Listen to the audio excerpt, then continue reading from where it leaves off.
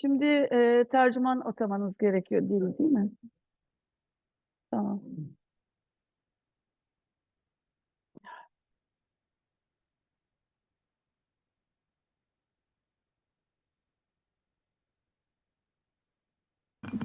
Biraz bir konuşma şansınız var mı? Merhaba, deneme konuşması yapıyorum.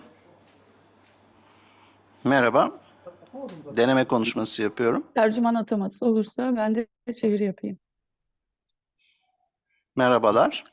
Bir de benim sesim duyuyor. Ben çok fazla bağırmadan konuşacağım. Yoksa sesim kısılır. 1,5 saatte. Duyuluyor mu sesim diye bakalım.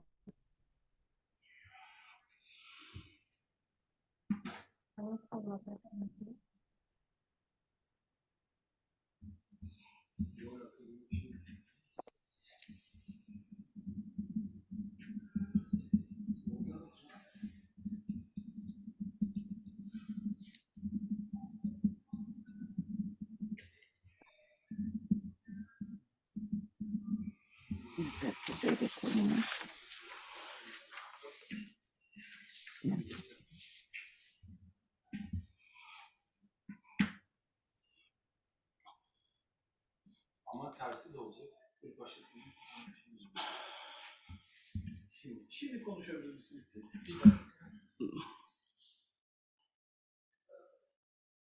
Merhaba, deneme konuşması yapıyorum. Merhaba. Merhaba, deneme konuşması yapıyorum.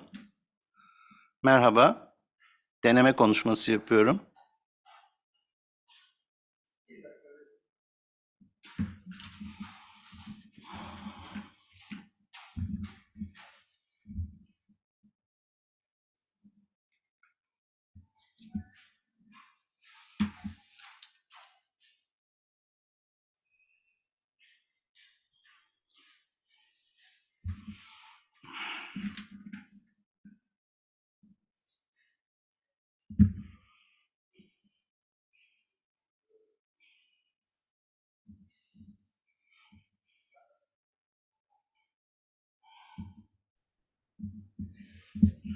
Canımı görmüyorum ben zaten aslında. Ben videosuzlar kapatılır oluyor. Bir konuşur musunuz? Şuradan. Sesini aç bilgisayarı. I'm interested now. Can you hear me? Ben de Bu sesim panelist oldu. Bir dakika. Bu panelist oldu. Konuşmacılık atalı çünkü. Girerken öyle yaptı. Benim alt dedikten. Bir tane Esra'ya bir tane konuşmacı link at, link atsana izleyici. Az önce attığın linkten girince bu mu çıkıyor? Evet. O zaman yanlış link at.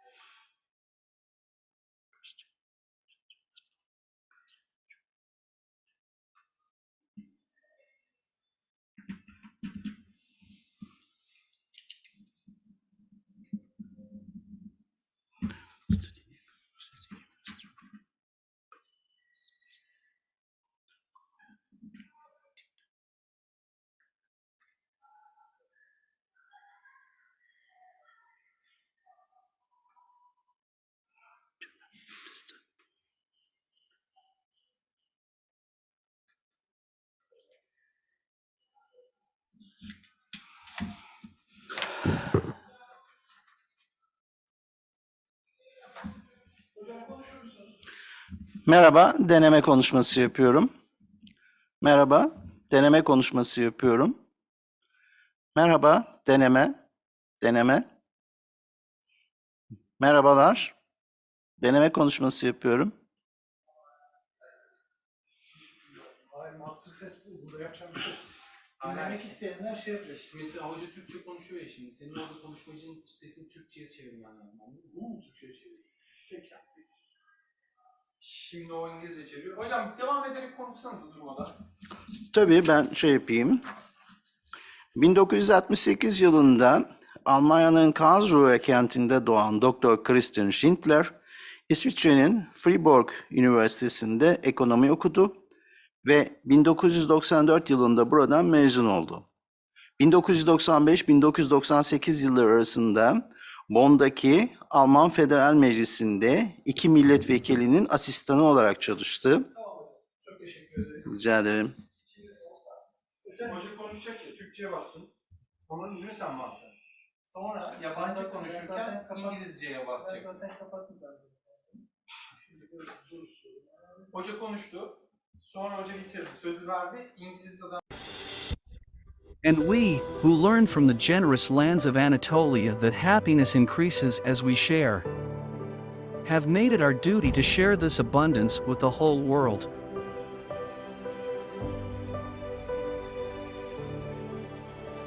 By making use of all the possibilities of modern technology in order to bring agricultural production to the highest quality, our great potential in human resources, our ever-changing and developing industry, our central and strategic location, enabled us to have a high economic growth rate and encouraged us to produce more.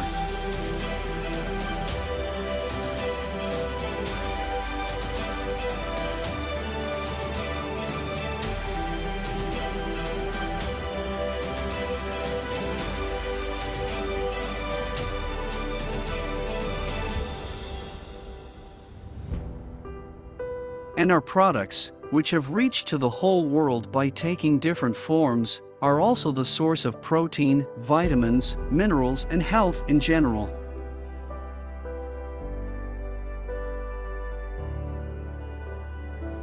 Turkish cereals, pulses, oilseeds, and vegetable oils are not only as the source for amazing products and ingredients from around the world, but also as a source of inspiration, guidance, wisdom, growth, strength, happiness, richness, and goodness.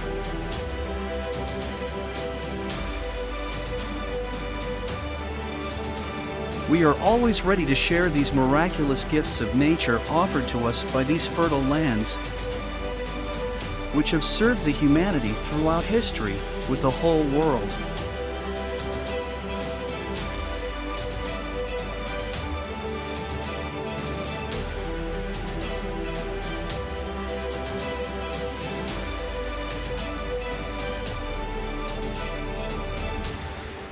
With production models that put quality to its priority, along with all the work done in order to be healthy.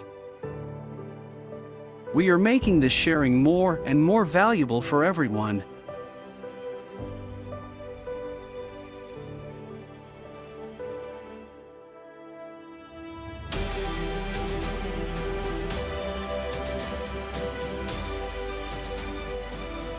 Aegean Exporters Associations. ...2020 yılı hepimize çok şey kattı. Birlikte zorluklara direndik, dönüştük.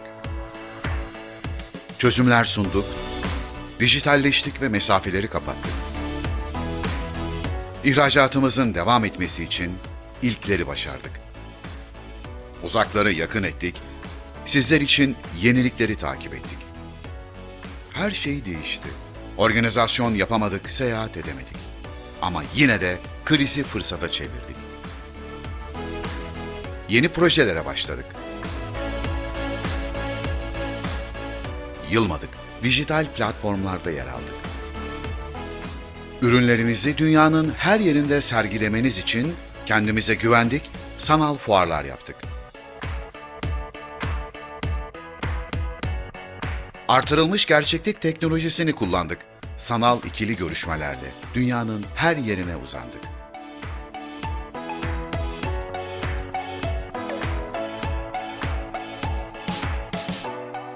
Çalışma gruplarımızla yeni iş modelleri geliştirdik.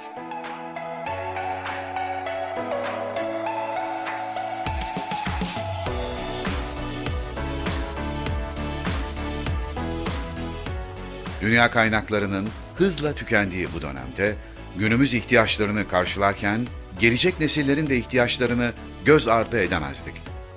Bu amaçla mevcut iş ekosisteminin sürdürülebilir bir yapıya kavuşabilmesi için var gücümüzle çalıştık. Sürdürülebilir ihracat yolunda firmalarımızın hep yanında olmaya devam ettik. Dünya uzaktan çalışırken biz ihtiyacımız olan her bilgiyi sizlere sunmaya devam ettik. Yerimizde saymamak için eğitimlerimizle gelişmeye devam ettik.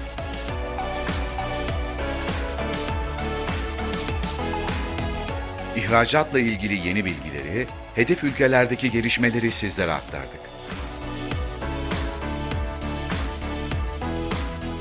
Katma değerli, çevreye duyarlı, sürdürülebilir ürünlerin tasarımı için her yıl yaptığımız yarışmaları bu yıl sanal ortamda yaptık.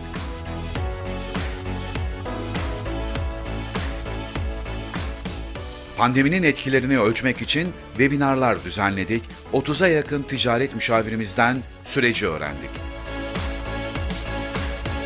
Küresel boyutlu salgının yarattığı sıkıntıları çözmek için kredi ve sigorta ile ilgili webinarlar düzenledik. İhracata yönelik yaklaşık 305 milyon lira devlet desteği verdik, devlet desteklerine ilişkin yıl boyunca webinarlar düzenledik. Her geçen gün artan ihracatımızın ihtiyacı olan nitelikli personeli de unutmadık.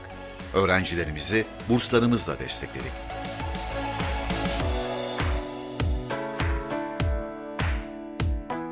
Çünkü biz yarını birlikte keşfediyoruz.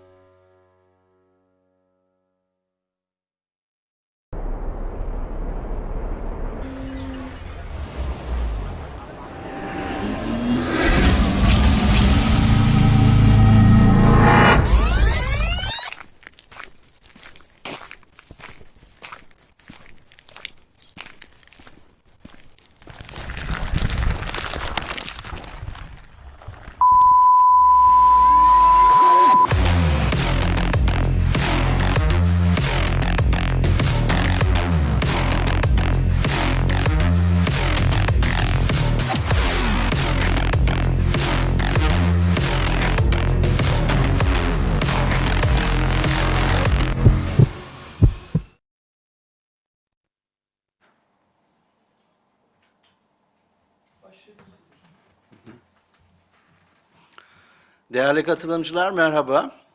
Hepinize öncelikle iyi bir öğleden sonra diliyorum. Ege Hazır Giyim ve Konfeksiyon İhracatçıları Birliği tarafından düzenlenen bu webinara öncelikle hoş geldiniz. Değerli zamanlarınızı ayırdınız. Teşekkür ediyoruz. Ben Profesör Doktor Hüseyin Kadıoğlu, Ege Üniversitesi Tekstil Mühendisliği Bölümü öğretim üyesiyim ve bu toplantının moderatörlüğünü yapmaya gayret edeceğim. Şimdi bu günkü toplantımızın çok değerli bir konuşmacısı var. ITMF, Uluslararası Tekstil Üreticileri Federasyonu'nun Genel Müdürü Doktor Christian Schindler. Kendileri bu konuşma için davetimizi kabul ettiler. O yüzden kendisine yine Ege Hazır Giyim ve Konfeksiyon İhracatçıları Birliği adına burada bir kez daha teşekkür etmek istiyorum. Kendisinin konuşma konusu daha önce sizlere de bildirildiği gibi küresel tekstil endüstrisinde kısa ve uzun vadeli trendler. Oldukça güzel bir konu. Gerek tekstil, gerek hazır giyim üreticileri tabii ki uzun vadede, kısa vadede, orta vadede üretim stratejilerini belirlemede bazı bilgilere ihtiyaç duyuyorlar. Üretim stratejimizi nereye yönlendireceğiz? Özellikle gelecek yatırımlarda ne gibi konulara dikkat etmemiz gerekir? Bu hususlar bizler için son derece önemli. Sayın Doktor Schindler bu konularda çok uzman bir kişi. Kendisini uzun yıllardan beri tanıyorum değişik uluslararası konferanslarda ve özellikle ITMF'in bünyesinde bulunan Uluslararası Pamuk Test Metotları Komitesi'nde birlikte çalışıyoruz workshoplarda. Kendisinin bu konularda nedenli derin bilgilere sahip olduğunu biliyorum. Bu konuda eminim ki bizlere son derece aydınlatıcı bilgiler verecekler. Ben çok kısa olarak Doktor Schindler'i size tanıtmak istiyorum. Birkaç cümleyle özgeçmişinden bahsedeceğim. 1968 yılında Almanya'nın Karlsruhe kentinde doğan Doktor Christian Schindler, İsviçre'nin Fribourg Üniversitesi'nde ekonomi okudu ve 1994 yılında buradan mezun oldu. 1995-1998 yılları arasında Bonn'daki Alman Federal Meclisi'nde 2 milletvekilinin asistanı olarak çalıştı. 1998 yılında Bonn, Berlin'deki Alman Toptan Satış ve Dış Ticaret Federasyonu'na kişisel asistan ve dernek başkanının metin yazarı olarak katıldı. 2001-2004 yılları arasında Almanya'nın Köln Üniversitesi Ekonomi Politikası Enstitüsü'nde okudu ve burada doktora tezini yazdı. Ardından 2004 yılında doktora unvanını aldı. Doktor Schindler 1 Ekim 2004 tarihinde Uluslararası Tekstil Üreticileri Federasyonu ITMF ekonomisti olarak atandı ve 2006 yılında direktör pozisyonuna terfi etti. Federasyonun Dubai Birleşik Arap Emirlikleri'nde Eylül 2006'da düzenlenen yıllık konferansında genel müdür olarak seçildi ve halen de bu görevi sürdürüyor. Ben şimdi sözü Sayın Doktor Schindler'e vermek istiyorum. Teşekkür ediyorum tekrar katılımları için. Buyurun Doktor Schindler. Thank you very much, Professor Kadoglu, for this kind introduction, and thank you again, Apparel Exporters Association, for this invitation. Actually, I have just updated some of my slides yesterday and today because we have conducted a new survey for the September 2023, which I will share with you. Basically fresh from the printing machines. All other persons will receive these results only next week. So you are in a very privileged position. I hope they are interesting to you. I will try to share my screen and my presentation, and then we get started without further ado. 1 second.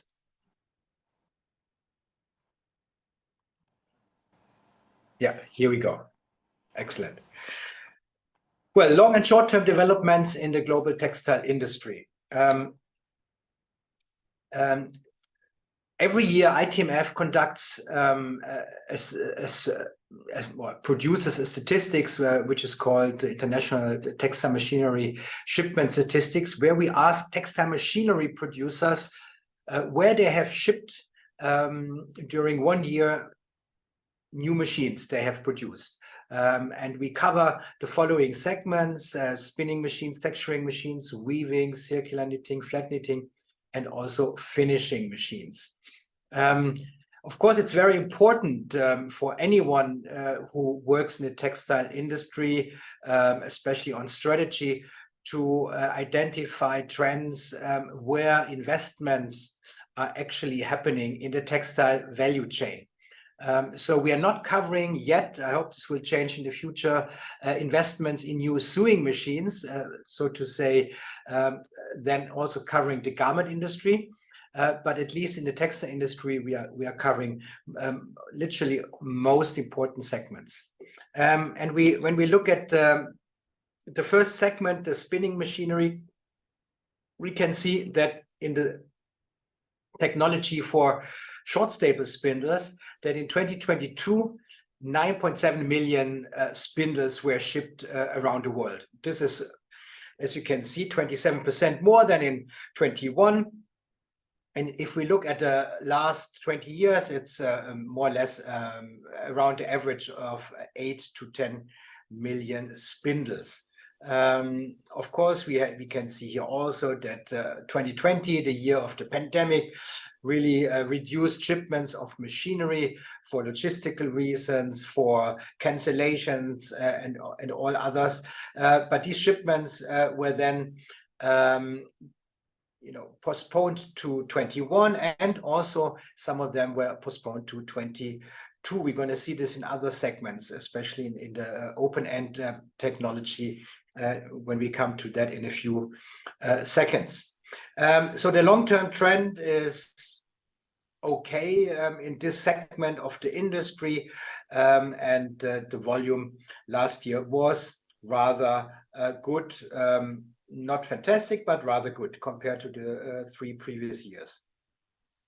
Now, the regional distribution of these shipments is, of course, very important and very interesting to see. It doesn't come as a surprise that the vast majority actually goes to Asian countries. So Asia last year represented 86%, as you can see on the right-hand side, of shipments.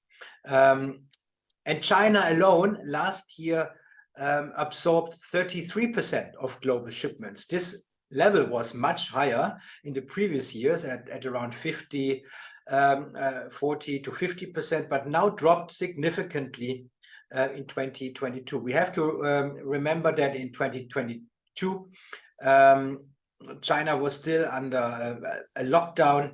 Nevertheless, the industry produced and exported a lot, whereas the domestic consumption in textiles and of any goods and services was relatively down. But the export industry was booming in 21 and 22, since the European markets and the US markets were really going well and recorded high growth rates. Turkey is, of course, an important player also, and is the yellow part that you see on each column, which is named Europe Others, and has a large share if we look at one country only. We're going to see this in the next slide, where Turkey stands. After China, India, Bangladesh, Pakistan, and Turkey, those are the 5 big investors in short staple spindles. Sometimes it's Turkey before Pakistan, sometimes the other way around. And in 2022, Turkey has seen investments in 800,000 new short staple spindles. Now, in open-end rotors, we saw a similar, but at the same time, a much more pronounced increase in shipments of open-end rotors, 85%. An enormous increase that is literally difficult to explain at first sight, because this number is unprecedented, almost an increase of 100%, double of what was invested in 2021. The reasons that we analyzed when talking to experts were multifold. Well, one reason is that many of shipments were actually delayed into 22 from 2020 and 2021. That's one explanation. Another explanation is that many spinners invested more in open-end technology because they wanted to spin more short staple spindles. Why short staple? Short staple fibers. Why short staple fibers? Well, cotton fibers were relatively expensive, and with open-end technology, you can spin also shorter fibers and still produce a relatively good yarn at lower cost, as this technology is less complicated and shorter in the whole process, and therefore less expensive. And more short fibers are coming into the market as recycled fibers. More and more cotton textiles especially are mechanically recycled, and of course when you recycle cotton yarns, cotton fabrics, the end result will be shorter fibers, and those fibers you can spin very well with open-end technologies. So these are three of the reasons why possibly open-end rotor shipments exploded literally in 2022. Looking at the regional diversification, we can see again Asia, of course, 87%, just like in ring spinning. And China still with a very high share of more than 50%, 56% of all new machines were actually shipped to China. Turkey, you can see here, this third biggest investor in this technology with 117,000 rotors. After China, of course, and not too far behind India. So Turkey really is a huge player and well known for its high level of investments and of modernization in general in the industry. Now, texturing machines, texturing of man-made filaments. Also there we saw in the last 2 years enormous increase in shipments, new records in 21, a very high level also in 22 with 820,000 units, lower than the record year, but still I think it's the second or the third highest level ever. And here the dominance of Asia and especially of China is even more pronounced. The demand for man-made fibers increased obviously in the last 2 years. Polyester was less expensive than cotton. Cotton is becoming a kind of expensive fiber compared to polyester, and therefore investments in texturing spindles increased even further. As you can see, 86% of all these machines were shipped to China, which is really enormous. And if you look at this slide, you can see how dominant China is in the production and processing of man-made fibers and man-made filaments. Turkey, second biggest investor, ahead of Japan, Vietnam, and a few others. Weaving machines, again, a good year. Last year, not the best, as you can see here, down 23% compared to 21, which was almost a record year, but a good level above average. And here, Asia, again, very dominant, and again, China absorbing almost 60% of all shuttleless looms shipped around the world. The message basically is that China was, in the past 20 years, and still is until today, the main investor in the textile value chain, up to the machinery of dyeing and finishing, and probably also printing, I'm not quite sure. But everything from spinning to dyeing and finishing, China is really the country with most installed capacities, with the widest range of machinery that can basically produce any type of fabric for any need in any quantity, bulk and also small batches. Turkey, in shipped shuttleless looms, the third largest investor, just ahead of Bangladesh and Indonesia, but significantly behind China and India. No surprise here. Large circular knitting machines are going to speed up. It's very much similar, a little down, but still average year for machinery producers of circular knitting machines. And here also China came quite down significantly this year, from 56 to 35%. Asia is not as dominant in this segment as in all the others. Only 77% of machinery went to Asia. Other regions are also quite, impressive.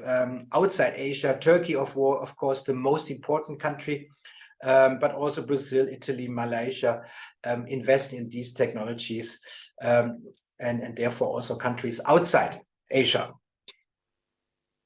Flat knitting machines, the level came down, the level is down, I would say still around average, looking at the last 10 years, the record years of the years 16, 17, 18 have passed, but still 73,000 electronic flat knitting machines is quite a number. Nevertheless, Asians' dominance here is also significant, and China's share of 55% is of course impressive, but coming down from 71%. Now, Turkey in this segment, fourth largest investor with 3,100 units. So we can see that Turkey really is a dominant investor in all segments, literally, along the value chain. Given the size of its population, this is really an impressive number that shows how much the textile industry in Turkey is really keeping its machinery park up to date, and modernizing it in order to remain competitive. Now, basically, before I go into the short-term developments, the message really from the data I just showed to you is that Asia is the most important region. Turkey, a very important investor as a country in the textile value chain. China's dominance is still there. We can see in some segments that it's coming down, and it's well known that garment production is shifting out of China for different reasons, for cost reasons, for political reasons, for diversification reasons, and this is happening since quite some time. They are shifting their production to other countries, Vietnam, Bangladesh, Indonesia. Also, textile production is shifting a little bit out of China, especially in spinning. We have seen that in the last 10 years, Vietnam and Bangladesh developed into important yarn producers. But also Chinese companies are now shifting their production to diversify their production due to political risks they might face in the future. So while garment exports to or out of China are coming down, on a continuous basis in the last 5 to 8 years, this doesn't mean that a lot of Chinese fabric is still in many products of garment production that are produced in other countries, whether it's in Vietnam, Indonesia, Cambodia, you name it, in Africa, of course, as well. All these garment producers are very much dependent on fabrics, finished fabrics from Chinese production, whether from China directly or from their companies outside China. Now, short-term developments in the textile industry. Every other month, ITMF conducts a survey among its members and interested companies along the whole value chain, where we ask a few questions on a regular basis. What is the business situation? What are the business expectations about order intake, order backlog, and then also the major concerns? The last survey was just conducted in the last 10 days, and the results were actually presented to the participants only yesterday. So let me get started so you get a short-term perspective of what's happening in the global textile value chain at the moment. Now, the first question is that we ask the companies, how do you describe your current business situation in September? And you can see on the right-hand side that they have the options of good, satisfactory, or poor. And 18% are seeing a good business situation, but 45% see a poor business situation. And the balance, the difference between 18 and 45 is minus 27. So 18 minus 45 gives you the 27 percentage points that we have measured in September. That's actually the same level that was measured in July, and therefore a little higher than the result of May, when the business situation was perceived even worse at minus 36%. Now, Business situation is one thing, and you can see it came down after November 2021 continuously, especially after the start of the Ukraine war, of Russia's invasion in Ukraine in February last year. Of course, the situation didn't really improve, but deteriorated, accelerated. Of course, inflation this year didn't help our industry in general to have a good business situation. The business expectations are looking very much alike until, well, November last year. But in January this year, companies around the world were hoping that the situation would improve. And therefore, the expectations for a better business in 6 months' time really jumped from minus 10 percentage points in November to around plus 10 percentage points in January. The reason for that is China. China reopened its economy in January, and many economists, many institutions revised their growth rates for 2023 upwards by impressive 0.2 to 0.3% on a global scale, which is very impressive. But we can see that after March, companies didn't see this growth materialize that they were expecting. And today we know that China didn't register and recorded strong growth rates, but to the opposite. The growth rates are around 4% annualized, which is much lower than anticipated. China is currently struggling with many issues. Well, the most important one is certainly the real estate bubble that is holding back growth in China. Unemployment rates among the young people is around 20%, so high that the government stopped publishing the data for revision of the data. We know that the exports are coming down due to the weaker markets in Europe and the US. Also, China is not immune against these downward trends in export markets. We all know that exports to the most important markets, the US and Europe, are down across the board among all the countries, plus minus 20% in the garment segment. That includes, of course, also shipments from China, China being the largest exporter of garments with a market share of around 30-35% on a global scale.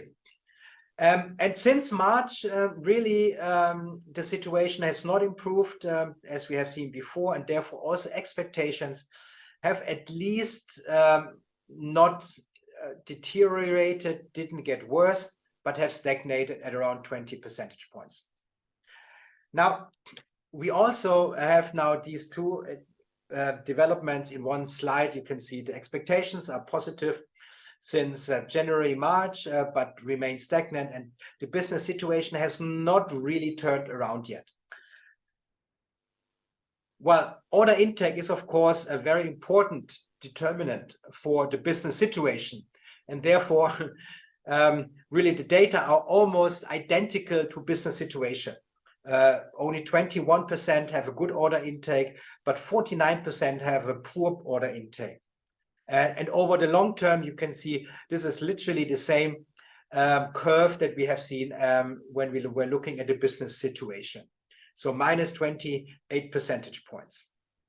The order backlog came down over time since, of course, late 21, early 22 is now around 2.2 months on average.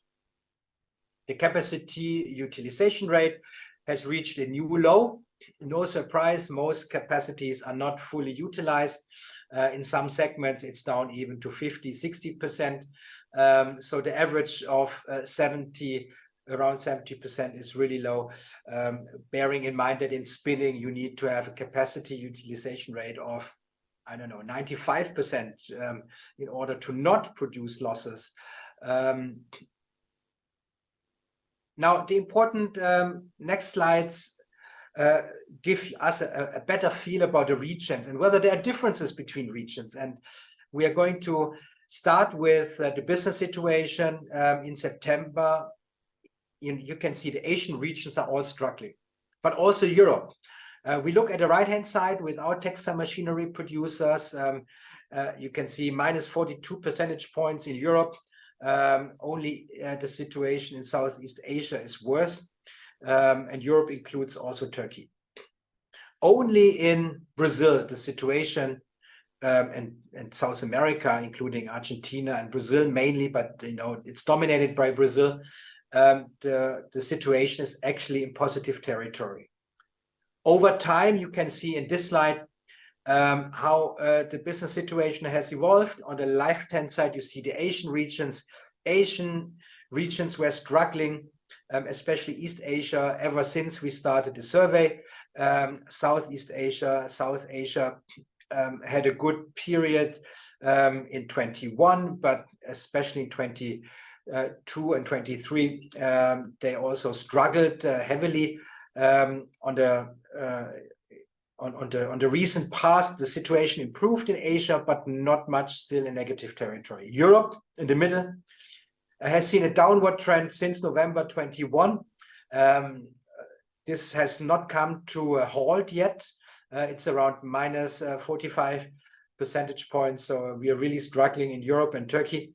Only North America and South America have been really in positive territory for a long time. Only in early 23, the situation deteriorated in North America and South America due to, well, the business difficulties caused by inflation and weakening demand. We come to that at a later point. Expectations, all positive in all regions, in some more than in others, but overall, at least, they are positive everywhere, especially in South America, but now also in South Asia and Southeast Asia. In Europe and East Asia, situation or the expectations are still kind of uncertain. The evolution over time shows a similar picture, but on an elevated level. The expectations improved earlier, remained high in positive territory, but not very strong expectations about the future as of now. Order intake, yes, is really very similar to the business situation. They correlate very much. Business situation, order intake. If you have a weak order intake, your business situation is, of course, not good. If you have not a good business situation, it's because order intake is very weak. The backlog, yes, is coming down trend-wise in some areas more than in others. Europe here, just for an explanation, the backlog is much higher than in other regions, and that's due to the high participation of textile machinery companies participating in our survey from Europe. Now, segment, and then we are coming to an end, and I already asked you to, or invite you to ask questions for clarification. All segments are negative territory, no surprise, I must say. Some are struggling more than others, especially the fiber producers and the spinners, whereas the garment producers and home textile producers, in the meantime, are not as badly affected by the very difficult business situation. The fiber producers and spinners don't see any demand, but have to produce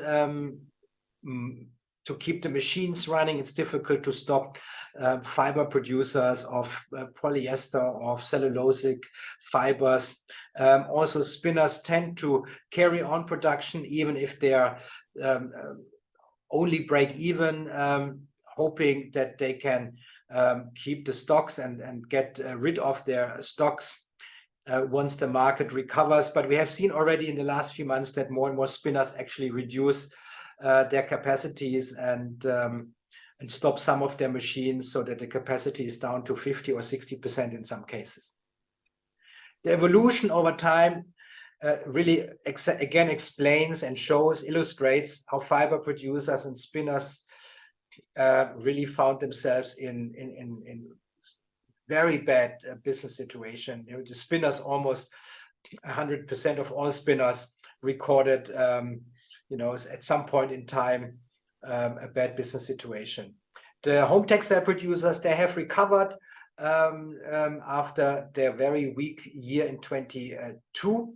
They have benefited from the pandemic, but once the consumer changed again from home office to normal office and the consumer behavior returned to whatever you call normal, more garments were sold and less home textile products were purchased.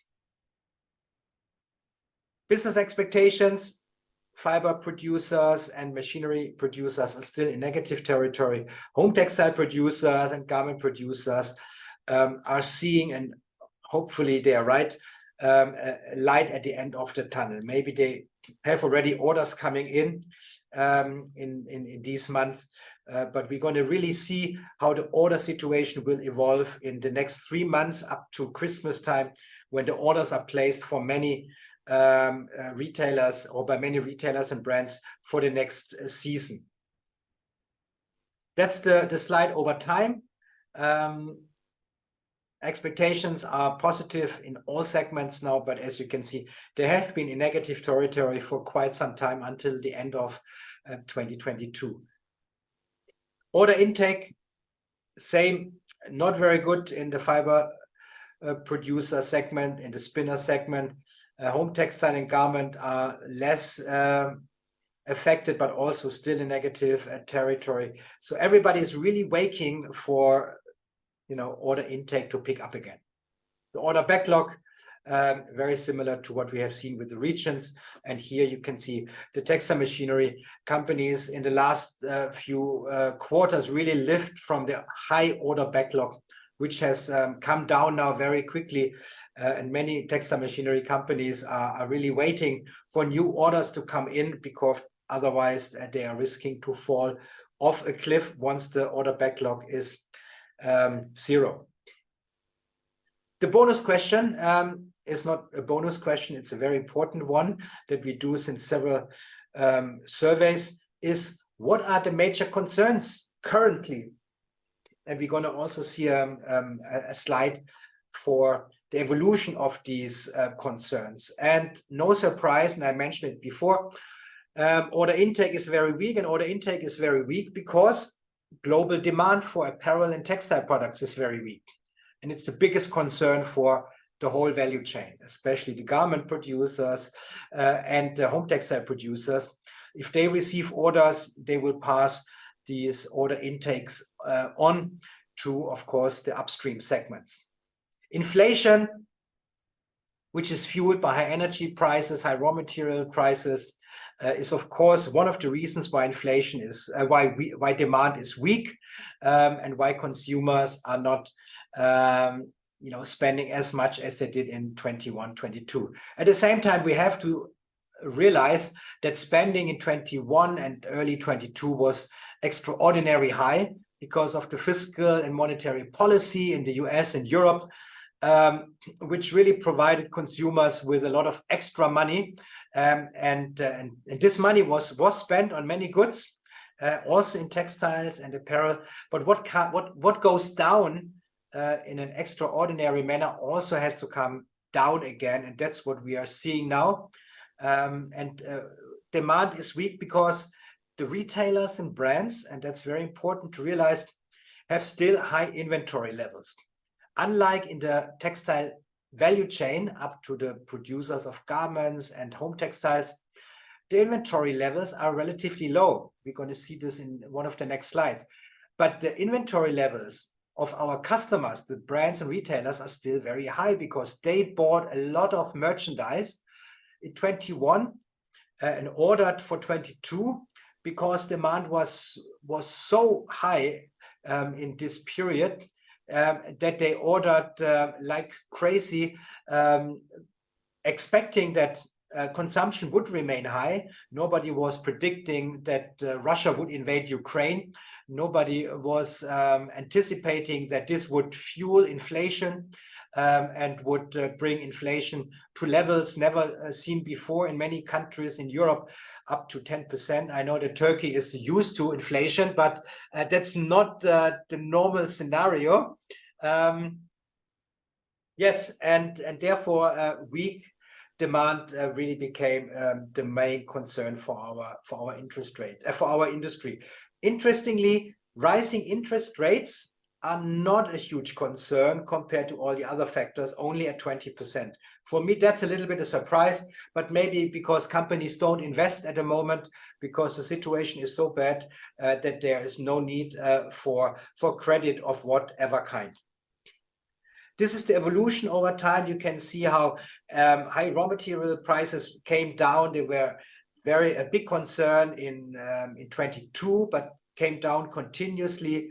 On the other hand, weakening demand was still very low in January 22, before the war in Ukraine, but then became a major concern during the course of 22 and of course 23, and has now reached almost the highest level ever.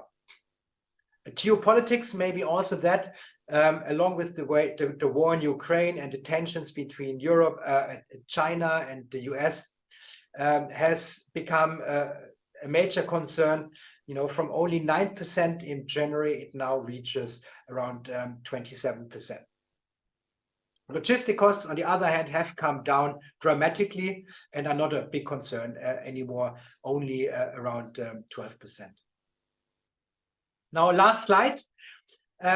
We were wondering whether this bad business situation would lead to order cancellations. And this slide shows that this is not really the case. Yes, there are order cancellations, but on a smaller scale.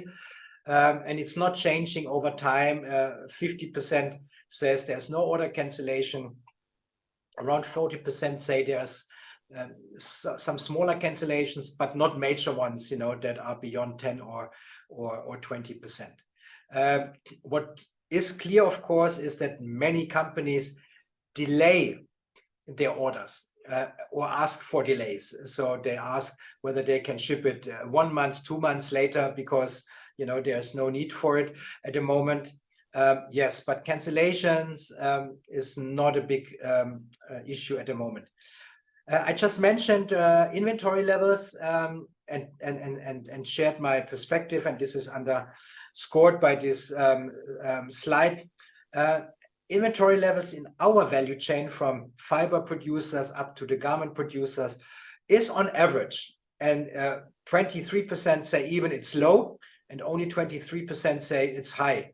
So that's a fairly balanced picture, but unfortunately at the retail and at the brand level, this inventory is still much higher than the average of the last 10 years.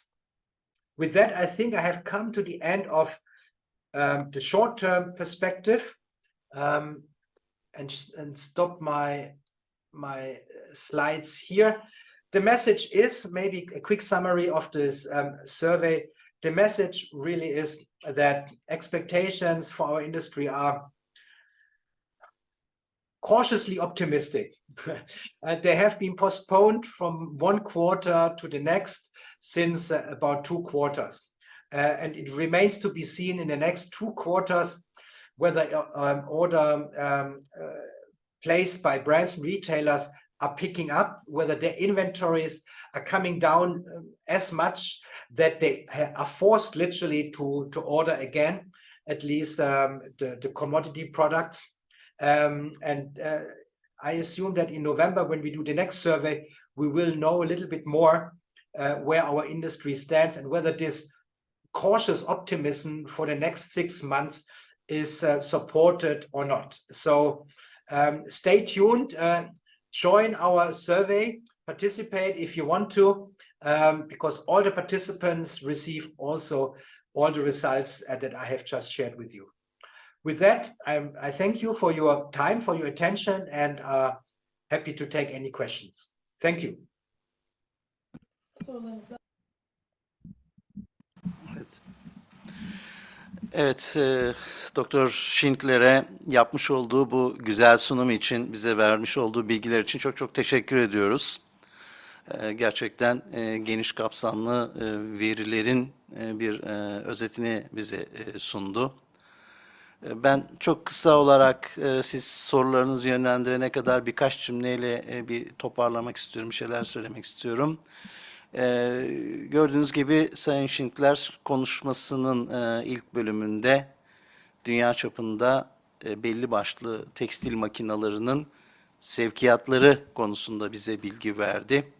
Böylelikle yatırımların dünyada hangi bölgelerde yoğunlaştığı, ne tip makinalara ağırlık verildiği bunları gördük.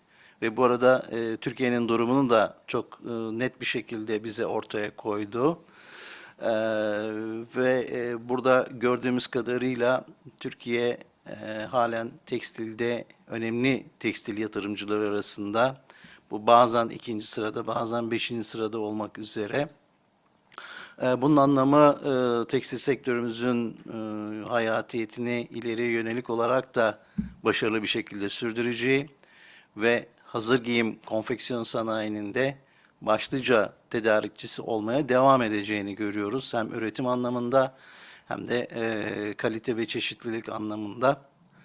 Daha sonraki bölümde de Sayın Schindler yapmış oldukları bir ankete dayalı olarak tekstil makine üreticilerinden teknik tekstil üreticilerine kadar olan bir yelpazede farklı konulardaki görüşleri, kaygıları ya da fırsatları bize dile getirmeye çalıştı. Tabii burada çok farklı konulara da değindi. Sanırım sektör oyuncularımız kendilerini ilgilendiren konularda bu Sayın Schindler'in yapmış olduğu analizden önemli ölçüde yararlanacaktır. Tabii bu arada sormak istediğiniz hususları da burada bize yazılı olarak bildirerek sorabileceksiniz. Ben varsa şimdi soruları almak istiyorum Sayın Teknik Yönetmenimizden. Bilemiyorum herhangi bir soru geldi mi? Şu ana kadar gelmedi. Belki henüz katılımcılarımız bunun sorularını hazırlamakla meşgul. Bu arada ben Sayın Schindler'e çok küçük bir soru sormak istiyorum. Bu tekstil makine sevkiyatlarıyla ilgili olarak kendisi uzun elyaf ya da yünipli sektöründen burada bahsetmedi. Ama kendisinin daha önceki yıllarda hazırlamış olduğu istatistiklerde ve sunumlarda bunları da görmüştük. Ve özellikle uzun elyaf iplikçiliğinde İtalya'nın başı çektiği ve bu durumda da Avrupa'nın öne geçmiş olduğunu görmüştük. Acaba halen bu durum devam ediyor mu? Türkiye'ye ilişkin olarak uzun elyaf sektörüyle ilgili söyleyebileceği birkaç cümle var mı? Ben bunu merak etmek istiyorum. Teşekkür ederim.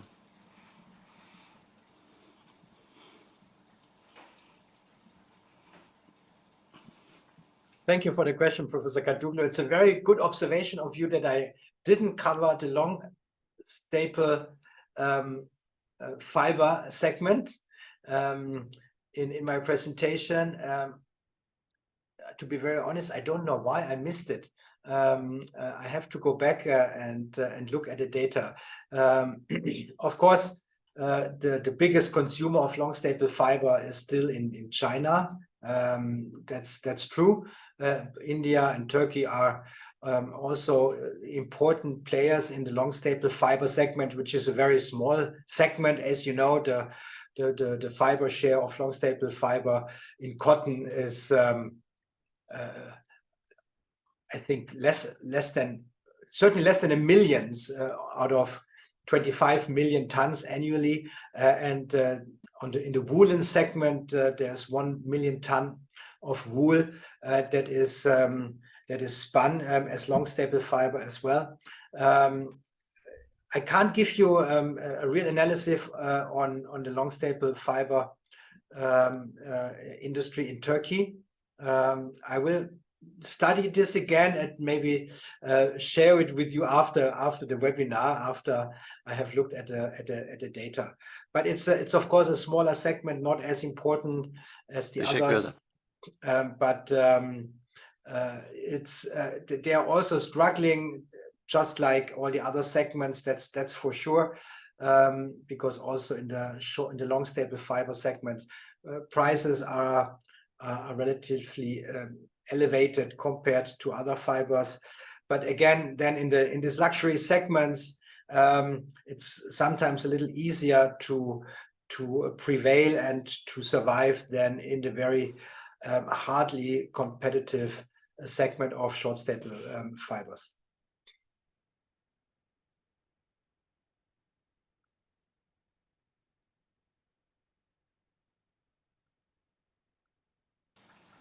Teşekkür ederim.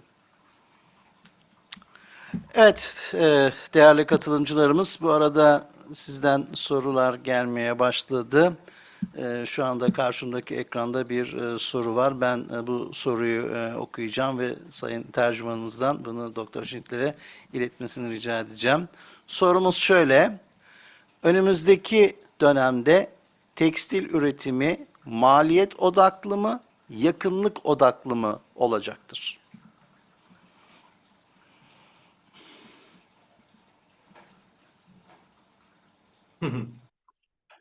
Both. I think cost competitiveness is very important always, because also when you look at closeness to the market, nearshoring, of course, you have many advantages that are becoming more and more important. The lead time is very important nowadays. And of course, Turkey has a unique position to serve not only its own impressive market, but also, of course, the very huge market of the European Union, of Europe in general, and then, of course, also of the US market compared to their Asian competitors. So cost competitive will and remains key. Next to other factors that are important, whether it's trade deals that are very important, that Turkey has, of course, a big trade advantage with the European Union. These are also important, but closeness to the end consumer market is certainly a very important factor, and becoming more important in the future, because fast fashion is here to stay. I think it's not going away, even though some people think that it should go away very quickly because of environmental reasons. But with recycling technologies coming up, fast fashion does not look as bad as it might seem to many people. And therefore, closeness to your end consumers is very important. And Turkey has a very good position. And it has also a very good cost position with fiber produced in the country, whether it's cotton or man-made fibers. It has a huge labor pool that it can still rely on. That's very important, and I really want to emphasize this because we are here with Professor Kadoglu. You have the people that know the business, the expertise. Whenever I travel around the world, what's lacking in many of these countries is the technical expertise of the mechanics, basically running the machines. They might invest in the latest machinery and have a wonderful new textile mill, but they don't have the people in their own country to run these machines, and very often they have to come from Turkey, you know, for example, in Central Asia, in Uzbekistan, Tajikistan, they are looking for experts from Turkey. In other countries, in Indonesia and elsewhere, they look for experts from India. But this is a very important competitive factor in the future, that you actually have not only cheap labor available, but that you have educated labor available, that know the business, that they can run the machines.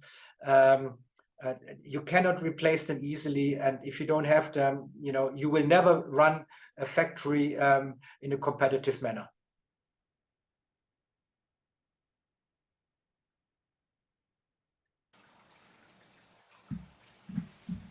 Evet, teşekkür ediyoruz bu yanıt için. Evet, bir sorumuz daha var. Ben bunu da Sayın Schindler'e yöneltmek istiyorum. Soru şöyle: bu dönemde tekstil üreticileri yatırım yapmalı mıdır? Yapılması gerekiyorsa hangi alanları önerirsiniz? Evet, sorumuz bu. Good question. Really? And I have an interesting answer. I think, you know, if you have the money available, if you have credit lines, now is the time to invest. Because the textile machinery companies have empty order books. They would be more than happy probably to give you a good price if you order new machines now, rather than ordering the machines when everybody is ordering. I think that's at least a strategy people should think about. And of course, you need to have the capital available to do so. And if you want to invest, you know, there are many areas to invest. It's always about you know, becoming environmentally more friendly, reducing energy consumption, water consumption, a higher level of automation, speed, and of course quality of the machine products, and maybe also a focus on whatever relates to circularity. So you should start considering to identify partners along the value chain that with whom you can actually build a kind of circularity cooperation. You know, what do you do with your waste, cotton waste, yarn waste, fabric waste? A good strategy is actually to recycle this waste yourself, or at least do it with partners, because in the future the demand for recycled fibers will increase continuously. And the industry for recycled fibers in generally is only in its infancy stage. So there's, I think, a lot of room for a new business model to tap the future market of circularity in the textile industry.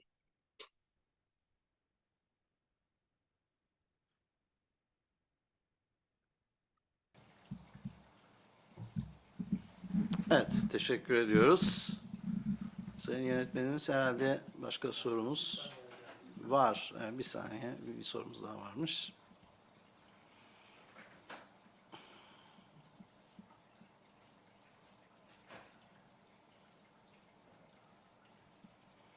Evet, birkaç cümlelik uzunca bir soru. Ben hemen aktarmaya çalışayım. Merhaba, Özbekistan genelde lif ve ipliğe kadar üretim yapıyor. Sonraki aşamalar için nasıl ağırlıkla ve hangi ülkelerle işbirliği yapması daha iyidir? Son olarak hangi tekstildeki sektöre ve makinelere yatırım yapması ülkenin daha iyi ilerlemesini sağlayabilir? Pamuk lifi ile ilgili Özbekistan için bilmek istedim. Teşekkür ederim. Evet, herhalde bir Özbekistan'la işbirliği yapan bir sanayicimizden geldi soru. Yeah, good question. I was in Uzbekistan last week, so I come back with some fresh impressions. I have traveled to Uzbekistan very often in the last 10 years and have seen the enormous change that took place in the country. Just to make people aware, about 15 years ago, almost all cotton, not all, let's say 90% of all cotton produced in Uzbekistan was actually exported, was sold. Now with cotton production around 1 million ton, almost all cotton is actually transformed to yarn in Uzbekistan. And they even start buying cotton from other countries in the neighborhood. So Uzbekistan has indeed become a very strong supplier of cotton yarns, and they have also invested in so-called clusters. So where one company or maybe two companies in a joint venture really go into a certain region in the country and do everything from cotton production to the finished product and in between. So the spinning, the weaving, knitting, the dyeing, finishing, the garmenting, and or the home textile. And that's really what's happening at the moment. And more investment is needed. Too much yarn is still sold and exported. They wish they could transform transform more of the yarn into fabric in the country, but these capacities are still missing on a large scale. So there is need for more investments to bridge, the two strong parts they have already, which is the spinning and the garmenting or the home textile. Garmenting and home textiles, are very competitive in Uzbekistan as well, and in other Central Asian countries, but they lack very often the fabrics, as I mentioned before. But that's something that many countries struggle because it's the most difficult part, the most capital-intensive part to invest in the dyeing and finishing, and you need the most qualified people also in that segment, which is not really available in Uzbekistan. So I have seen many companies where people working in these areas came from Turkey or from China because the investor was from China, or from India because the investor was from India or Indonesia. And the other area that the country is now looking at is man-made fibers. Because they have realized that they can't rely only on cotton textile products. The value addition is not as much as if you are able to produce blended fabrics of whatever mix, and you have a wider product range if you can offer also products made of or blended with man-made fibers.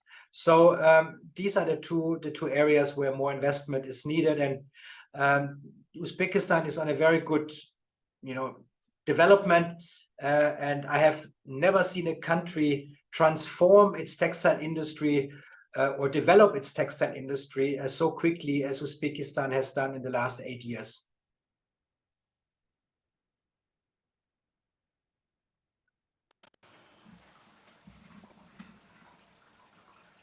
Evet, teşekkürler. Evet, başka herhangi bir soru şu anda görünmüyor katılımcılardan.